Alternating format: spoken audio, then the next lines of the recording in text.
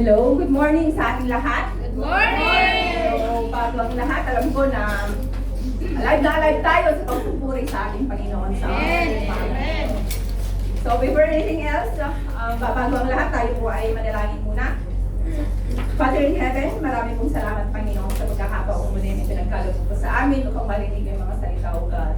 Lord, hindi ko ito kakayanin sa aking sariling aking Panginoon. Lord, let your Holy Spirit be with me, O God.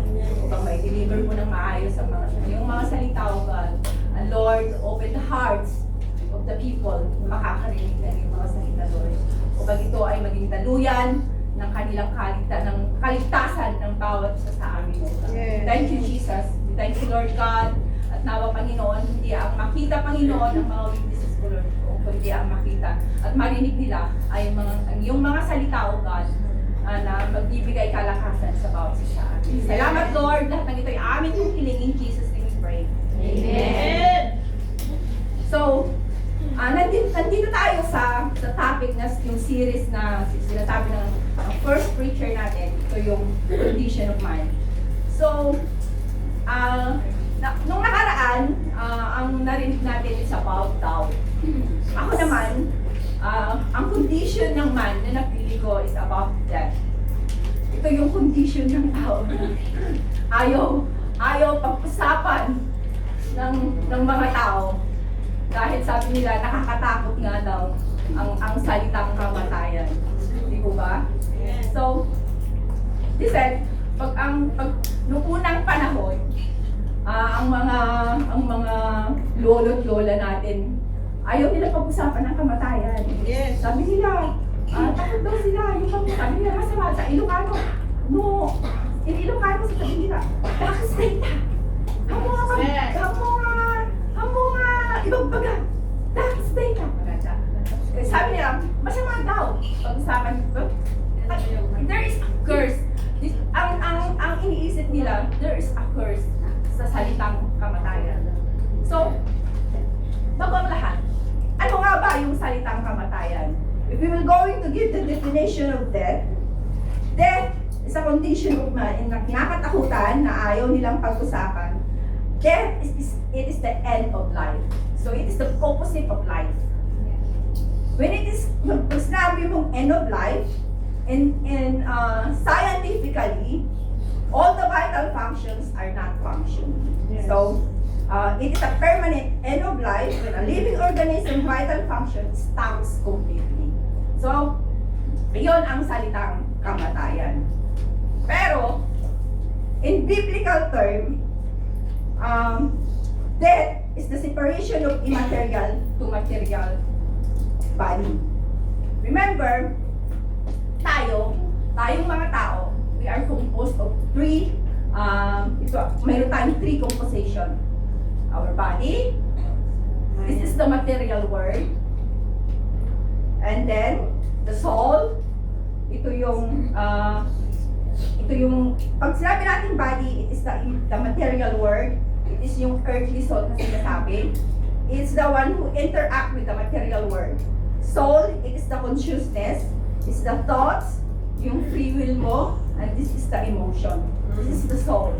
And spirit, ito yung breath of life. So yung spirit natin, di ba? Kung matatandaan natin sa mga pinag-aralan natin dati, yung spirit natin ay mayroon tayong sinasabi na spiritual death. Na kapag hindi pa tayo na born again, tayo ay patay. Yung spirit natin is patay, tulog. So kung tinanggap na natin ang Panginoong Jesucristo, ito yung nare-regenerate na sinasabi. Pero pag namatay na tayo, after death, this spirit belongs to the Lord. Bumabalik yun sa Panginoon. Ang natitira, yung ating katawan that goes to the grave, ang ating kaluluwa, na kung saan ito yung nakakaranas ng mga bagay na ito yung pumupunta sa eternity, kumbaga. Many people doesn't like death because of the fear of unknown. But one day, we will undoubtedly have to face it. Hindi natin ito maikakaila. Sabi ni Benjamin Franklin, in this world, nothing can be said to be certain except death and taxes. Pero sa Pilipinas, nakakamatay ang taxes. Diba? So, it is certain because it is a death is a natural part of life. Sabi sa Ecclesiastes chapter 3 verse 2, sabi niya, there is a time for everything and a season for every activity under the heaven. A time to be born and a time to die. So, parte na yan ng buhay ng tao, hindi natin yan maikakailang. It is part of our life, it is part of us. At kung bakit, sa susunod na as we go on, makikita natin kung bakit tayo nagkaroon ng kamatayan. So, there is this French king, si King Louis XV. He was terrified of death. So he ordered that the word death was never to be spoken. Dahil sa kanyang takot siya sa word na kamatayan. So dahil nagbigay siya ng decree na na ang salitang kamatayan ay huwag sabihin sa kanyang harapan. He sought to avoid every place, sign and monument that would remind him of his inevitable outcome. Diba? Napaka-sensitive niya pagdating sa death. So meron siyang fear of death. So, whether we like it or not, whether we talk about it or not, one day we will have to face death. Yes. All of us will going to face death. Yes. In our passage, in Luke chapter 16, verse 19 to 31, this is the story of rich man and Lazarus. This is not just a mere parable teaching us about stewardship and accountability, but it's also a literal story that Jesus wants to show us a glimpse of what is life after death. Alam natin, meron tayong fear of unknown. Hindi natin alam kung ano ang mangyayari sa pagkatapos ng kamatayan. Walang nakakaalam, sabi nila. Pero ang Panginoong Hesus, binibigyan tayo ng tips para makita ano nga ba ang kamatayan, ano nga ba ang buhay after ng kamatayan. So number 1, what is life after death? Number 1, the reality of eternal destination. In our story, makikita natin na there was a rich man that was dressed in purple and fine linen and lived in luxury every day. At his gate was laid a beggar named Lazarus, covered with sores and longing to eat what fell from the rich man's table. Even the dogs came and licked his sores. The time came when the beggar died and the angels carried him to Abraham's side. The rich man also died and buried. So, makikita natin na death is the equalizer of man. Walang sinisino ang tao. Nakita natin sa story that even kung mayaman ka, mahirap ka, mamamatay ka. The common denominator of man is our mortality. Hindi tayo, hindi forget, mayaman ka, you are in a social status. Stop that! Mayaman ako! Walang sinisino ang kamatayan sa buhay natin. Lahat tayo mamamatay. Kahit ikaw ay walang alam sa buhay, mamamatay ka. Ikaw na yung pinaka-genius, mamamatay ka. So, that's the reality of life. Death is the common denominator of man. Yes. It is the equalizer of man. Kahit ikaw pa yung pinakamakapangyarihan sa mundo ito, mamamatay ka. Kasi we are all mortals. So, makikita natin dito the reality, isa sa mga bagay na makikita natin after is the reality of eternal destination. Sabi niya, the rich man also died and was buried. In Hades, where he was in torment, he looked up and saw Abraham far away with Lazarus by his side. So there are two destinations of man. According to the story, according to the Jesus teaching us, there are two destinations of man. Makikita natin na si Lazarus pumunta sa Abraham's side. And ang mayaman pumunta sa Hades. Ito yung tawag nila sa Old Testament sure. So, these two ay katumbas nito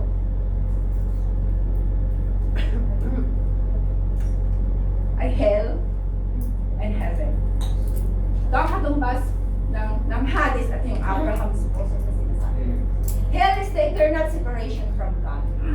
So, dito, it is the opposite of heaven. Hell is the eternal separation from God. Bakit sinabing eternal separation from God? Dahil doon wala ng grace ang Panginoon. Hindi na natin makikita yung grace ni Lord sa hell. Wala na yung kung dito nakakatawad pa tayo ng Panginoon, doon wala nang kakatabaran sa impyerno. So, heaven is the eternal home for believers who have been redeemed where God's presence and glory are fully revealed. The two characters live utterly different. Yung mayaman, the rich man living in feasting, di ba? And the poor as living, he's begging for money. I want you to take note of this. It is essential to notice that being a rich or a poor did not determine why they ended up in hell or heaven. Amen. Jesus did not condemn the rich for his riches. Hindi kinondem ng Panginoon ang mga ari-ariin niya. Being rich did not determine his eternal destiny. But as well as being poor and sick did not determine Lazarus' peaceful stay in Abraham's bosom. What determined them the different outcome of their eternity? Jesus' story reveals that the outside can be different from the inside. So, makikita natin, if heaven is eternal, likewise so is the earth. And he said, but the Lord said to Samuel, do not consider the appearance of his height, for I have rejected him. The Lord does not look at the things people look at. People look at the outward appearance, but the Lord looks at the heart. That's the one God determined between the two of them. It determines their destiny. So, sabi niya, do not consider his appearance or his height, for I have rejected him. The Lord does not look at the things people look at. People look at the outward appearance, but the Lord looks at the heart. As human, we tend to focus our attention on the exterior, but God is interested in what is happening in our innermost being. He looks at the heart. He looks at our man. Kaya natin itago lahat ng mga bagay sa atin, pero ang Panginoon, wala kang maitatago sa Kanya. Amen. Although we may be very good at covering up our material and hiding our real selves to others, our core being is known by God. He knows us because He is the one who created us. Wala tayong maitatago sa Panginoon. Hayag tayo sa harapan ng Panginoon. Even your motives. Mga motibo natin, alam na alam ng Panginoon yan. Yung mga inililih, mga kaliit-liitang bagay, nakikita ng Panginoon yan. At iyon ang nagdi-determine ng ating destiny.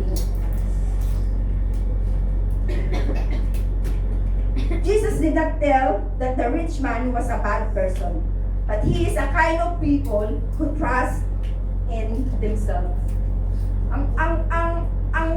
Ang mayaman na ito, sabi niya siguro dahil napakayaman na niya, parang wala na siyang pakialam. He neglected God already. Hindi na nakikita sa kanya yung pagtitiwala sa Panginoon. A kind of people who trust in themselves and their works and accomplishment. Instead of realizing that their good work is never good enough for God, in their heart, they rely on themselves and not and do not realize that they are in a desperate state. They need a savior. Ito hindi na niya dahil nga nagre-rely na siya sa kanyang sarili, sa kayamanan niya. He is siguro itong mayaman na to para siyang politician, no? May have a power. Kaya-kaya kong gawin ang lahat ng bagay. Yes. So, hindi na niya, parang hindi na siya nag-reply. They neglect a savior anymore. Parang wala na silang kinikilalang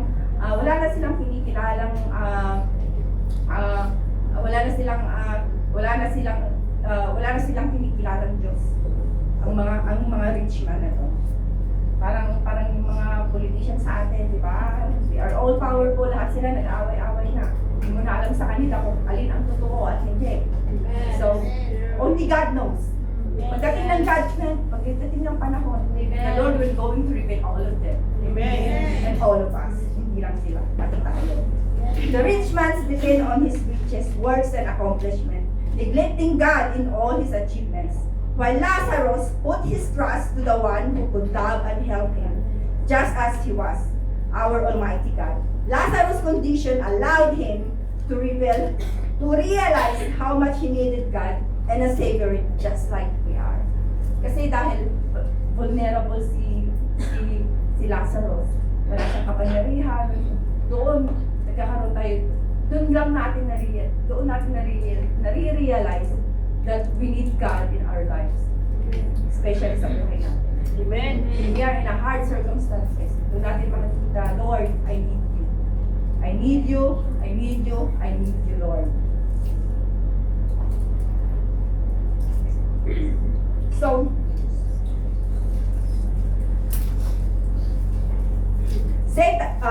saan tayo nagtitiwala? Saan ba tayo nagtitiwala? Ikaw, saan ka nagtitiwala sa pagkakataong ito? Are you sure? Yes. Na nagtitiwala ka sa Panginoon? Amen. Are you sure na sa ngayon, alam mo na kung saan ang destination mo? Yes. Are you sure na tayo ay papunta na sa heaven at hindi sa hell? It is the choices is between us. At the choice is yours. The choice is nasa atin. Sabi nga, we have the gift of free will. We can choose our destiny. The fact that we are free to choose does not mean that we are free from the consequences of our choices. Remember, our choices here on earth will have direct impact on our eternal destiny. So kung ano yung mga bagay na choose mo if you are choosing the earthly will, then you are not for heaven. Kasi wala kang madadala doon. Yes. Amen. Yung mga iba, na-realize ko, yung mga iba, ayaw nilang mamatay. Kasi ayaw nilang maiwan yung mga kayamanan nila. Diba? Kasi nakadepende yung buhay nila sa kayamanan nila. But hindi nila madadala yun sa langit. Diba? Wala kang madadala sa langit. Lahat ng bagay may iiwan mo dito sa lupa, mag-aawa-awayan ng mga ari-arian mo. Pag naiwan mo, mag-aawayan pa yan. Diba? Mag-aawayan pa yan.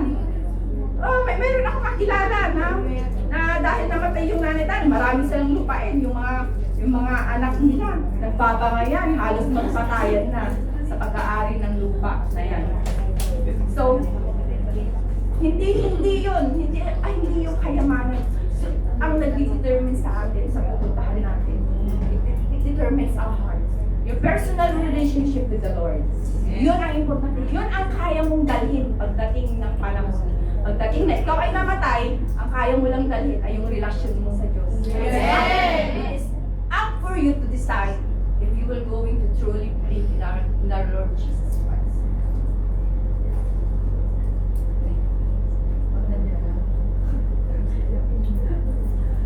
So, pangalawa, a life after death, there is the certainty of eternal judgment. So he called to him, Father Abraham, have pity on me and send Lazarus to dip the tip of his finger in water and cool my tongue, because I am in agony in this fire. But Abraham replied, Son, remember that in your lifetime you received your good things, when Lazarus received bad things, but now he is comforted and you are in agony. So, there is a judgment. After life, there is a judgment. Makita natin sa story na to that nung namatay si Lazarus, dinala siya doon and he was comforted. Nung namatay naman itong si rich man, he in torment. He's in agony. Nabaliktad yung sitwasyon. Nabaliktad yung kanilang sitwasyon. Do you know that God's judgment will be based on our destiny, on the destiny that we will be? Kasi kung nasaan ka, kung pumunta ka sa hell, that will determine your judgment. It's not a place of, hell is not a place of pleasure, but a torment. The rich man is in anguish, crying not for the drop of water. He is in a deep suffering and regret, the relief of agony. Kahit doon, pagka ikaw ay napunta sa hell, yung judgment, yung wrath of God, ay nandun sa hell. Ikaw ay gustuhin mong mamatay, hindi mo mamatay kasi wala nang kamatayan doon eh. It is already eternity. Kasi kahit na ikaw kahit na nandun ka, kahit na magsisi ka, wala na. It's too late for you. The wrath of God is already there. Amen. He was condemned because of his indifference. Lazarus suffered daily at his gate, but he didn't show compassion. It reveals his hardened heart. No compassion at all. Nakikita niya si Lazarus.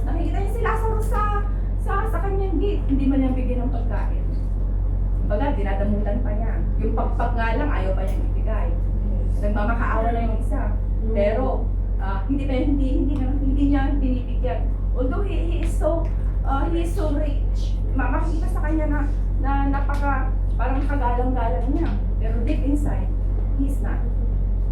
Kasi nakikita sa kanyang puso that he has no compassion to the poor people. At you know, compassion is one of the, kung ikaw ay tumanggap na sa Panginoon at kung ikaw ang may Diyos, compassion is one, isa sa mga karakter na nakikita sa iyo kung may Diyos ka sa puso mo. Yes. There is no second death after. There is no second chance after death. Sabi niya, it is appointed for men to die once and after this comes judgment. So, makikita natin na pag namatay ka na, there is no second chance. Pag namatay ka na, doon ka na. Kung nasaan ka, kung saan ka dadalhin, doon ka na. Wala, hindi ka na pwedeng bumalik. Bumalik ako sa lupa, magsisi ako. Nandun ka na sa impyerno. It's too late for us. After this, there is already a judgment. So bakit nga ba there is a judgment? Bakit nga ba inimpose ang Panginoon ang judgment? God is a God of judgment, of justice, righteousness and holiness. He will not allow sin and wickedness to go unpunished. Lahat tayo nagkasala. Lahat ng mga tao nagkasala. So because of that, ayaw ng Panginoon na ayaw ng Diyos ng kasalanan. So kailangan, bawat kasalanan na ginawa natin, hindi ito hinahayaan ng Panginoon. We will all, lahat tayo ay mapaparang, tayo ay magkakaroon ng punishment. Kaya nga sabi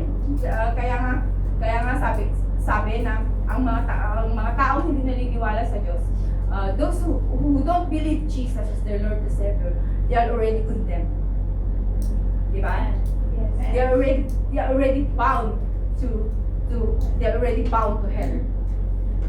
Because they doesn't believe the Lord Jesus Christ as their Lord and Savior. They are already judged. But because tayo ay tinanggap natin ang Panginoong Jesus, we are not judged anymore. Dahil meron na tayong Kristo sa puso natin. So remember, we have the eternal life. Yun yung inaasahan natin. He defines what is right and what is wrong. He enforces consequences for wrongdoings. God knows how corrupt and flawed mankind is. In His grace and mercy, He allows a certain amount of time for each of us to choose to know Him and be made righteous. After that, time is up. we face judgment. God's judgment is when everyone accountable for their action. Na tayo accountable tayo sa action ng mga ginawa natin. Lahat ng mga bagay na ginawa natin, tayo isusulit natin iyon sa Panginoon. Amen. Malaki man o maliit, lahat ng iyon ay isusulit natin sa Diyos. Amen.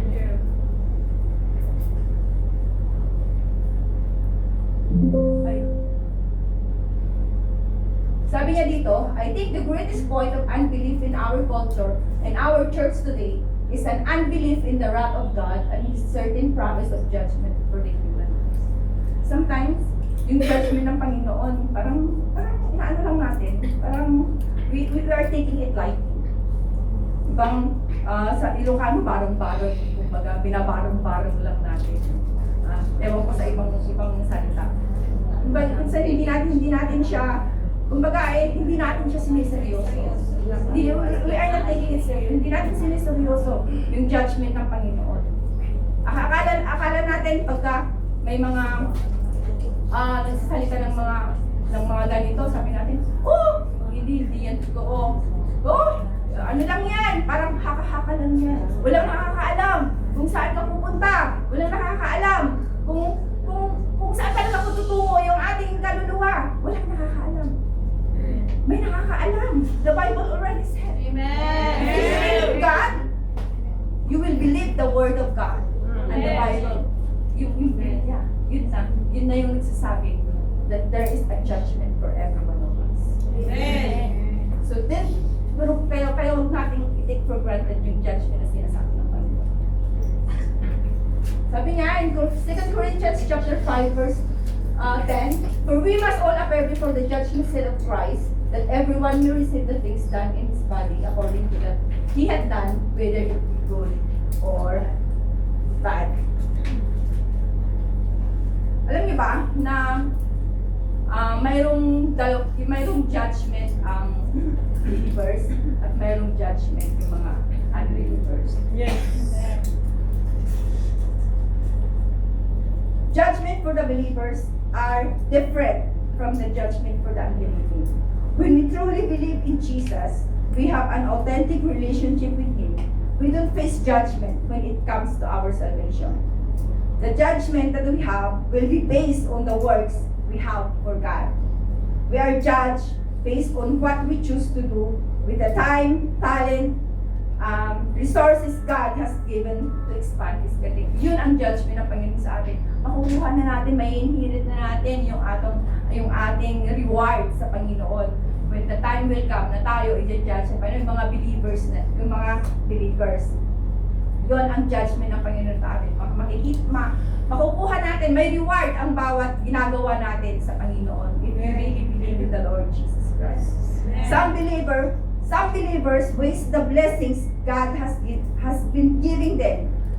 They easily get distracted with our own desire and interest and ignore God, but we need to choose wisely to spend our time and energy on things that have eternal value.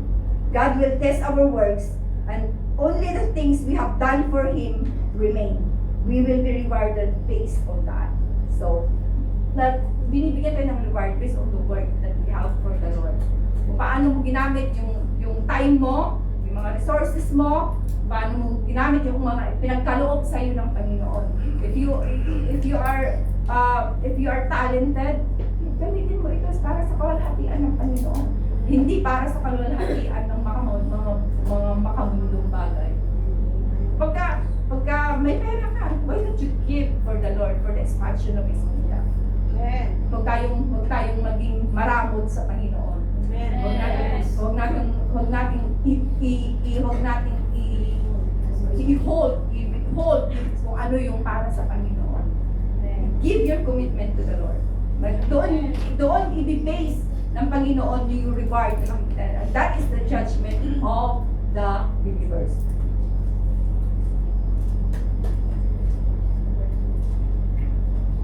So, ang number one, there is a destination. There is an eternal destination. Pangalawa, there is an eternal judgment. Pangatlo, Sabi nga, one day your life will flash before your eyes. Make sure it's worth watching.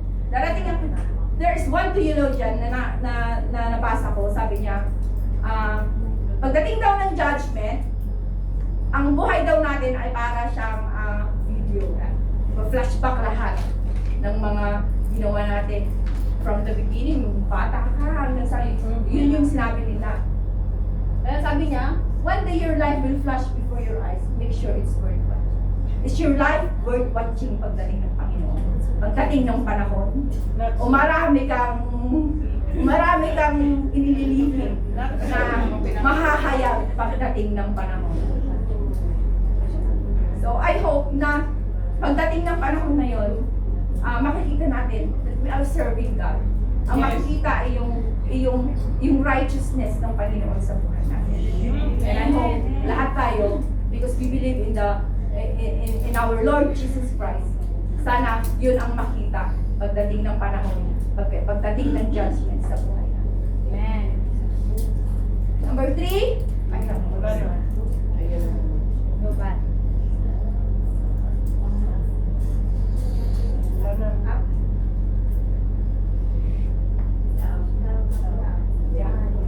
So number 3, the life after death, there is the assurance of eternal life.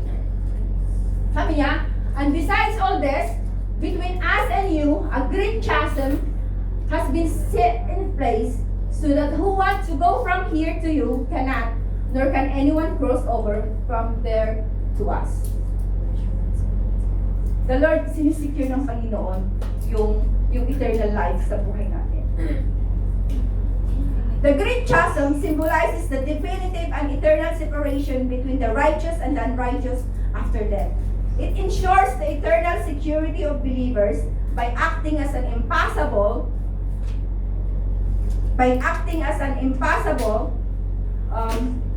two-way barrier that makes their heavenly destination permanently secure. So yung great chasm na to na sinasabi, ito yung naghihiwalay sa righteous and unrighteous person. Yung destination natin. Ito yung naghihiwalay sa destination ng taong tumanggap sa Panginoong Hesus at ng taong hindi pa tumatanggap sa Panginoong Hesus. Amen. How did it secure the believers? Paano ba sinisecure ng Panginoon ang believers? And this is story, sabi niya, it guarantees that once a believer is in the presence of God, their spiritual state is fixed and permanent. So andun na yung final judgment ng Panginoon, it is already permanent. Hindi na po pwedeng pumunta kayong yung unbeliever doon sa kabila. Magkabilaan, hindi ka rin po pwede doon. Kasi final na yung judgment ng Panginoon. There is an impossibility of condemnation. Ayaw ng Panginoon na maranasan natin yung wrath of God na sinasabi. Ayaw niyang maranasan yung consequences ng sin. Kaya there is this great chasm. He secure us with this great chasm.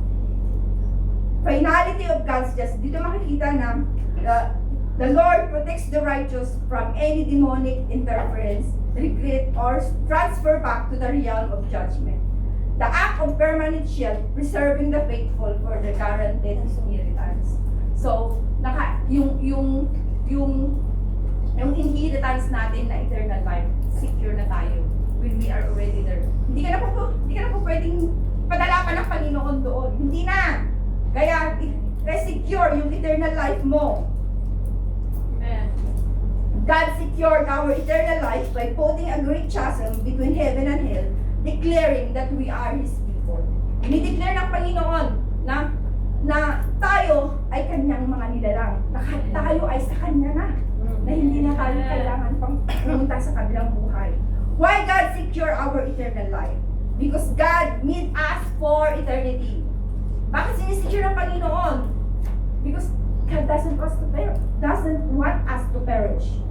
Ayaw ng Panginoon na magkaroon tayo na mapahamak tayo.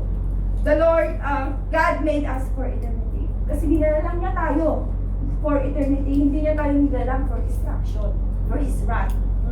Nilalang niya tayo for eternity. And to be with Him forever. Kasi ang hell, ang impyerno, ito ay para sa mga kay Satan at sa mga devil lang ito. Pero because of the sin that we have, dahil ang kasalanan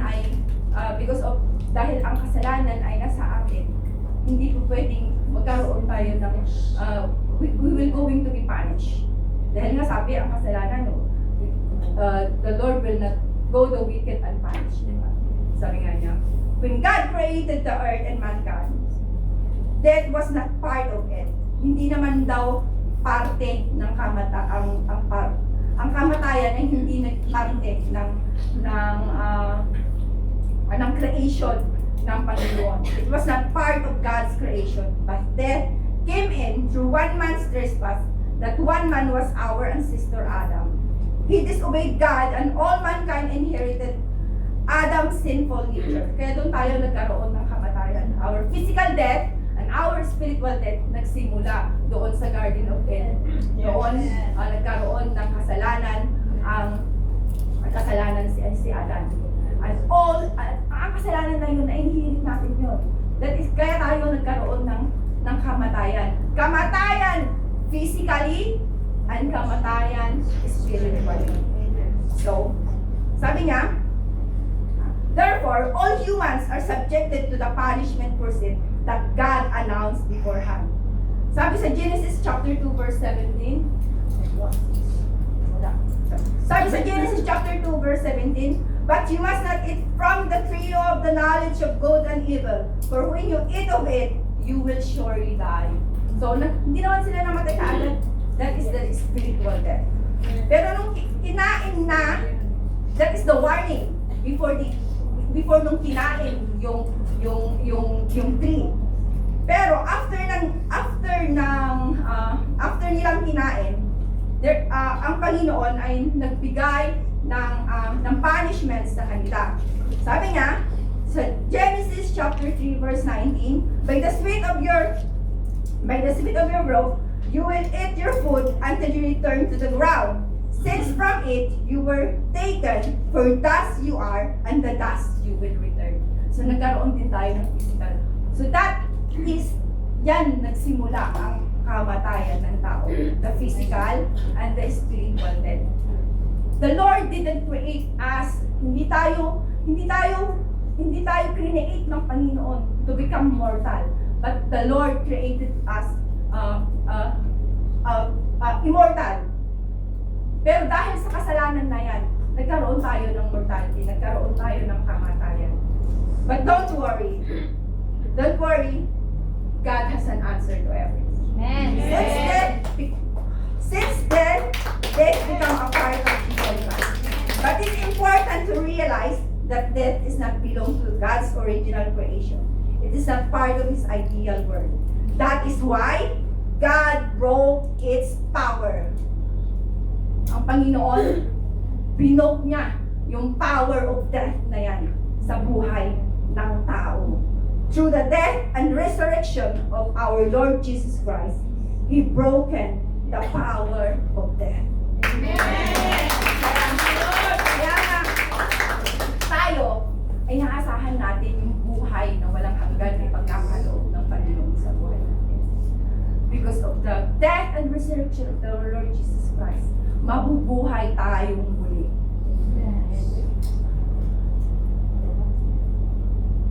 Sabi niya, O death, where is your victory? Where is your sting?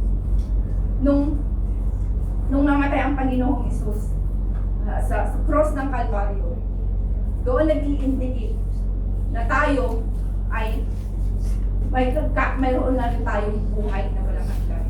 When time na nag-resurrect ang Panginoon, ibig sabihin nun na inaasahan din natin yung resurrection natin pagdating ng panahon. Sabi sa John chapter 11 verse 25 to 26, sabi ni Jesus, si Jesus ang sasalit dito, I am the resurrection and the life. He that believeth in me, though he were dead, yet shall he live. And whosoever live and believe in me shall never die. Pag ikaw ay nananampalataya sa Panginoon, hindi ka na mabubuhay physically, and hindi ka na mamamatay die physically and spiritually. Darating ang panahon na yung katawang lupa mo, bubuhayin ng Diyos yan. Magkakaroon tayo ng mortal body. Magkakaroon tayo ng incorruptible body. Magkakaroon tayo ng katawan na hindi na namamatay. Naniniwala pa kayo doon? Amen. Are you not amazed that God will going to do that for you? Di ba parang, wow, parang makikita lang natin makikita natin sa mga movie, parang immortality, parang gano'n. But that's true. We are becoming immortals pagdating ng panahon. Amen. Dahil sa kapangyarihan ng ating Panginoong Jesus, ginapi na niya ang kamatayan sa buhay ng bawat isa sa atin. Amen. Sabi niya, He spoke in the eyes of the, sabi niya, Jesus aware the reality of death. The life that Jesus offers is not limited by physical death. It is only a passage from earthly to heavenly life. Our bodies will seem to decay and return to dust, but at the end of time, all believers will receive their bodies back, renewed, glorified, and immortal. We who are belong to Christ will raise to life when He returned to earth for the final judgment. We will live on Him in the new earth, not as a spirit, but with a body that is no longer subjected to death and a body that is incorruptible. Jesus made it possible to all of us to receive eternal life. Receiving Him as our personal Savior, we need to connect ourselves to the source of life. Without Him, there is no life and there is no resurrection. The faith that we have are in vain. Sabi niya, the resurrection of Christ is the most important article of our faith. And without it, the hope of eternal life is extinguished. Everything will vain. Pag hindi nag-resurrect ang Panginoon, wala kang ngayon. Wala kang inaasahan ngayon na buhay na wala. Wala kang ngayon na nakaupo dito. Yes. Pariwala yung buhay ko. Pariwara yung buhay natin. Dahil wala tayong inaasahan na buhay na walang hanggan. Because that is our living hope. Yun ang living hope ng bawat Kristiyano. Our eternal life, our incorruptible body. Darating ang Panginoon na tayo ay nandun na sa presensya ng Diyos. Kita natin siya face to face. Hindi na tayo mamamatay pagka nakita natin siya. Diba? Ang mga tao, may story sa Bible, nung si Moses, nakita niya yung glory ng Panginoon, na himatay siya, halos mamatay siya. Kasi we are not capable na makita yung glory ng Panginoon. But time will come, we're going to see Him face to face. Amen. And that is something new, and that is something na inaasahan ng bawat isa sa atin.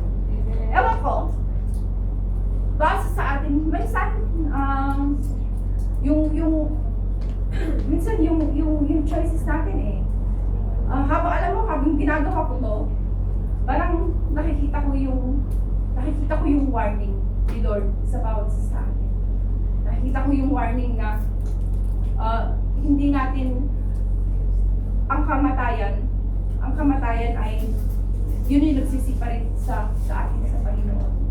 And our choices in fact, yung destiny na mayroon tayo sa hinaharap. So, ano nga ba yung gusto iparating ng Diyos sa atin? Kailangan yung choice mo ngayon, yung choices natin ngayon, it will impact our eternal destiny. Kailangan makita yun. Kailangan yung choice natin, it should be something eternal. Yun ang dapat priority natin, hindi yung mga we are busy chasing magpayaman tayo, mga material na mga mamahaling mga bagay. Pero hindi natin iniisip na lahat ng iyon, always, lahat ng iyon ay mga bagay lang na maiiwan dito sa lupa. Dahil tayo, hindi naman tayo dito nakatira eh. Hindi naman tayo dito mamamalagi. Our eternity, ay yung eternity natin eh, sa kabilang buhay yun. Yun Yun ang pinaka-importante sa lahat na kailangan natin na alagaan, na kailangan natin tingnan. Our eternal. Yung eternal perspective natin. Hindi yung mga material world. So, kailangan tayo din, makita din natin ang kahalagahan ng pagbibigay ng salita ng Panginoon sa ating mga pamilya. Are you not worried na darating ang Panginoon, darating ang panahon na makikita mo sila sa kabilang buhay na hirap? Are you not aware of that? Instead of giving them material things, why don't you give them something that is eternal? Show them. Pakita mo sa kanila, ibigay mo sa kanila ang salita ng Diyos. Ibigay mo sa kanila ang salvation na nakuha mo. Gusto mo ba na tayo lang ang nasa langit? Gusto mo ba yung pamilya mo, yung anak mo, yung kapatid mo nandoon naghihirap? Gusto mo makita yun? This is something awful, right? Alam mo, nung namatay yung kapatid ko, while I'm doing this, I have this kind of regret na although sinasabi din namin sa kanya, but I don't know if she really believed the Lord Jesus Christ before she died. And sabi ko, sometimes it gives me feel guilt na kung hindi man siya nakarating doon, kung hindi man siya nakarating doon sa andun yung guilt sa akin. Kasi I did not pursue her to accept the Lord as her Lord and Savior. So, before that, kailangan tayo makita natin na we are Christians, that we are concerned to the souls of other people, especially sa pamilya natin, sa mga kaibigan natin, sa mga malalapit sa atin. Huwag natin silang hayaan, because the destination and the judgment is not hindi ito parang kwento na. It is true. The destination, ang hell at ang heaven, ang judgment ay totoo. So don't take it for granted. It is time for us to stand. It's time for us to accept the Lord as our personal Lord. Kung hindi mo pa tinatanggap ang Panginoon sa buhay mo, it's time for you to decide where will be your destination someday. Ang hirap sa atin dahil minsan dahil parang okay na lang sa atin lahat, Kristiyano na tayo, pero we are not concerned about the others. Paano naman sila? Paano naman yung pamilya mo, yung anak mo? Paano naman ang mga bagay na paano naman nila marireceive ang Panginoong Jesus kung hindi mo naman sinasabi? Instead of giving them, sabi ko instead of giving them something material, ibigay mo sa kanila yung salita ng Diyos. And how they will go to receive the eternal life na na-receive na rin natin. You know, our eternity is our living room. Ito ang nagbibigay buhay sa atin. Ito yung pag-asa natin. Hindi man tayo marangiya sa buhay na to, hindi man natin makuha lahat ng mga bagay na gusto natin sa buhay na to. But we know that in eternity, in heaven, it is more than what we want here. Amen. Kaya dapat ito yung panghawakan natin. Kaya if you are still in doubt, sabi mo na, I already received Jesus Christ as my personal Lord and Savior. Pero hindi naman ako nakikita sa buhay mo. It's time for you to show that you are a Christian, that you receive, and the hope that you have is in Christ. Amen. Kita mo yun, magkaroon ka ng compassion sa mga tao, magkaroon ka ng compassion sa mga kaluluwa, magkaroon ka ng compassion sa pamilya mo, ibahagi ang salita ng Panginoon. Amen. And because Yan ang hope ng bawat tao.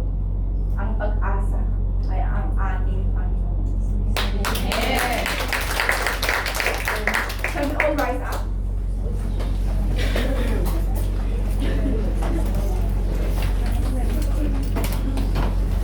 Sing the song, Giving Hope. Nagawa ko sa sariling aming Panginoon kung wala ka, Lord God. Yes, Lord, we cannot be able to resurrect in time, O God. Kung wala ka, hindi ka nag-resurrect, Panginoon. Lord, we thank you so much. We thank you so much for the eternal life that you have. Lord God, na darating ang Panginoon, darating ang panahon na kami po ay wala ng kamatayan sa piling. Lord, that is the hope that we have. We are Christians, oh God. That is the hope of Christians, oh God. Lord, salamat Panginoon sa pagkakataon ito. Salamat Panginoon na kami po, Panginoon, binigyan mo ng pagkakataon. Yes, hallelujah. Magkaroon ng buhay na walang hanggan. Lord, this is not impossible for you. It's not impossible, Panginoon, dahil ikaw mismo ay nabuhay from the dead, oh God. Oh, hallelujah. Lord, dalangin ko rin po, Panginoon, sa pagkakataong ito.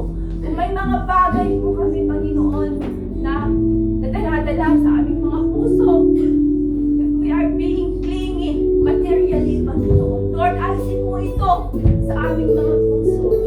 Alisin mo ang mga bagay na ito sa aming mga puso. Upang sa ganon, what we're going to long for is something that is eternal, O God. And something that is you. And that is you, Lord God. Yun po sana lagi, Panginoon, ang i-instill mo sa aming mga puso at isipan. Lord God, hindi po kami nabubuhay dahil hindi po kami nabubuhay sa mundong ito para sa mundo, O God. Pero nabubuhay po kami para sa inyo lamang, Panginoon. Yes. Lord, that is what we are looking for, to be in your presence forever, O God. Lord, dalahin ko rin po, Panginoon, sa pagkakataong ito, kung may mga kapatid pa po kami na hindi pa po nakaka-receive sa inyo as their Lord and Savior. Tulungan mo po sila, Panginoon, na tanggapin ka bilang Diyos at tagapagligtas ng kanilang buhay. Yes, oh, hallelujah. Lord God, ang buhay na inaasahan po namin sa inyo, we want to share with them, oh God. Oh, hallelujah. At kung sino man yung mga hindi pa po tumanggap sa inyo, just raise your hand. Just raise your hand. At kung gusto mong magkaroon ng buhay na walang hanggan, just raise your hand. Lalapit ka namin sa Panginoon. Oh, hallelujah. Lord, there's no impossible in the Lord. We're going to have an eternal life. Sama-sama tayo na magsusuri pagdating ng panahon na yun sa harapan mismo ng ating Panginoon. Amen. Hallelujah. Lord, hallelujah, Lord God. Nakikita mo, Panginoon, yung puso ng mga tao na nandito na hindi pa po tumanggap sa inyo. Dalangin po namin, O Diyos, na tulungan mo po sila na makita nila ang kahalagahan ng Savior sa buhay nila. God, dalangin po namin na naway tanggapin ka nila bilang Diyos at tagapagligtas. Hallelujah. We pray for them, Panginoon, that cleanse them with their unrighteousness. Cleanse their hearts and mind, Panginoon. Retune po nila, Panginoon, ang kanilang mga puso at kaisipan sa iyo lang. Lord, they need a Savior, O God. They need a Savior, Panginoon. Lord, save them, Panginoon. Save mo po sila from the wrath of God, from the eternal condemnation, O God. O hallelujah. Lord, salamat, Panginoon, salamat. Nakikita mo sila, Panginoon. Ikaw ang nakakita sa bawat puso at kaisipan. Ikaw nakikita ng puso at isip ng bawat isa. We pray for them. We pray for each one of them, Panginoon. Na nawa ay sa oras na ito ay tinanggap ka na nila bilang Diyos na tagapagligtas at magkaroon na rin sila ng buhay na walang hanggan. Salamat po, Diyos, sa kapangyarihan mo sa iyong banal na dugo na siyang luminis sa atin, O God.